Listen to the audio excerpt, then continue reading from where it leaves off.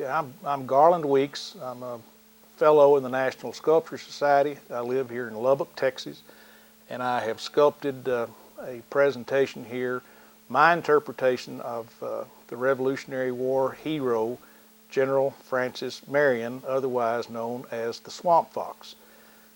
This will be going to Monk's Corner in Berkeley County, South Carolina. And I'm gonna start turning this thing around to show you an overall view for the committee to look at. We started here with the flag with the crescent moon and the word liberty written on it. Come right on around to the back. I mean, I don't know any other way to show this to you other than on this turntable. You can see the back of his jacket, his left hand holding the flagpole. Come right on around over his right shoulder. Show you his profile. Now, this man was not a good-looking man. He was described as a smoke-dried Huguenot with a large hawk nose, black piercing eyes, a tall forehead, a pointy chin, somewhat taciturn, and that is some of the kinder things that were said about him. Anyway, that can give you a 360-degree view of the piece. In real life, Francis Marion was an extremely small man. I have heard 4'6" for his overall height. I don't know that that's a fact, but it's my contention that this is a national hero, and I've tried to idealize him to some degree in that I have sculpted him to be 5'8". I'll leave his actual stature up to the historians. I'm just a sculptor. Anyway, he will stand 5'8".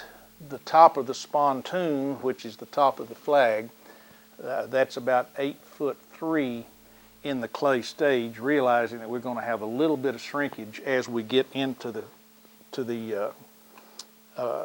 bronze. There'll be a little bit of a shrinkage, but the top of the spontoon will be over 8 feet tall.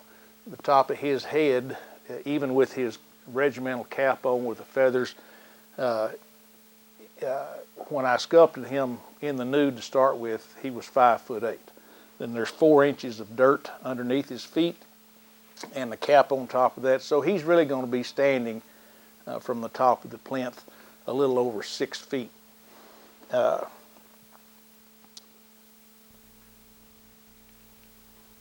Anyway, that's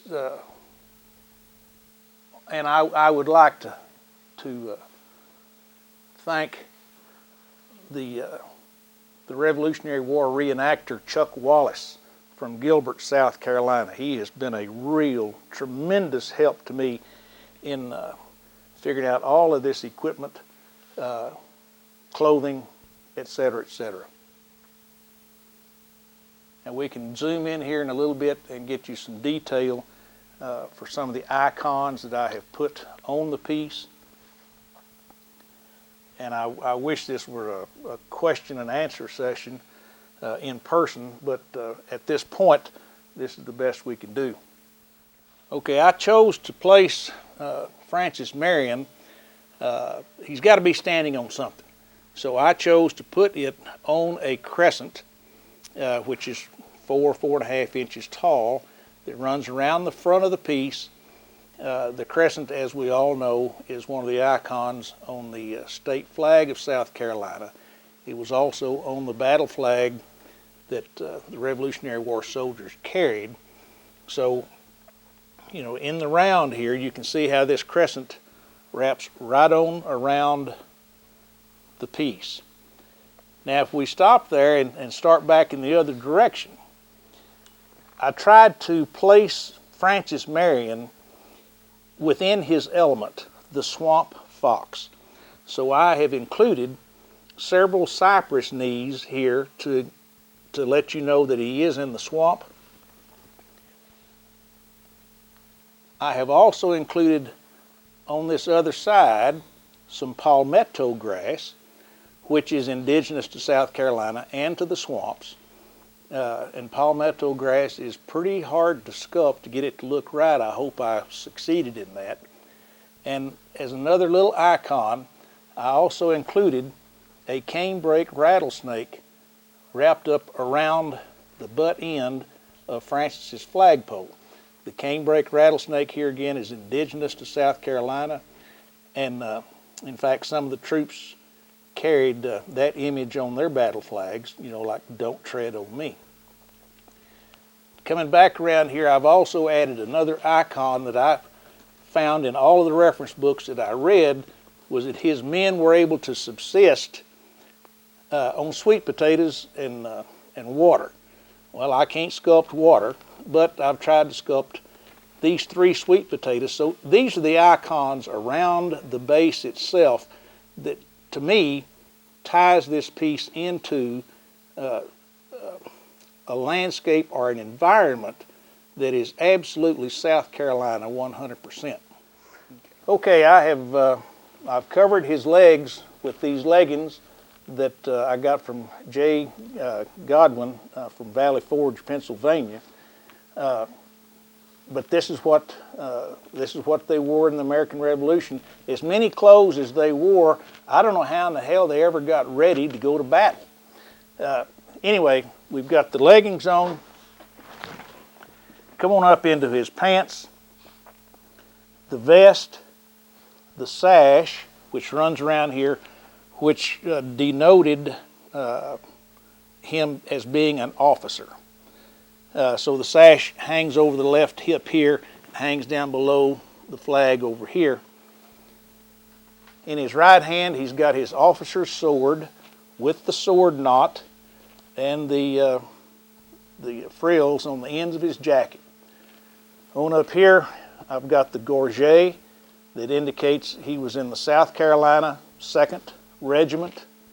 On up to the stock around his neck, his sword carrier, on up into his face, and the very distinctive battle cap that he preferred to wear, but a lot of people did wear it, with the crescent here with the word Liberty stamped on it. Now here again, this crescent relates back to the crescent of the base. It also relates to the crescent that is on the battle flag. I can turn this around just a little bit to show you the side of the cap along with his ponytail. Here again, you're looking right up the left hand that holds the standard bearer. And as we come along here in the back of the regimental jacket, I've got all of the 2nd Regimental buttons with the figure 2 on them. It covers the jacket where appropriate. And as this thing is gathered up down here, then there's always this decorative heart symbol at the ends of the coat jackets where the eye hooks went together. I'm standing beside General Marion now. Where my feet are placed on top of the plywood boards, that will be the top of your existing plinth. So therefore you can see how far up in the air the top of his head will be. You've got an existing plinth now, and then of course the flag and the spontoon extend beyond that. I might explain, just for you that are interested, this little hook here on the top, that's just my way of being able to take this head off before I start the master mold. I'll have to cut his head off to make a mold, and that allows me to pull that head off without having to physically grip his head. But anyway, this is the size of your piece for Berkeley County. Don't let this little line right here be disconcerting. That's where this hand and sword will be removed when making that mold. But here again, you can see the second regiment buttons. Anyway, this shows you relative height of the piece. If I had a piece of board here 4 inches tall or so, then I would be like this. Anyway, what you see is what you get. I damn sure hope you like it. Thanks.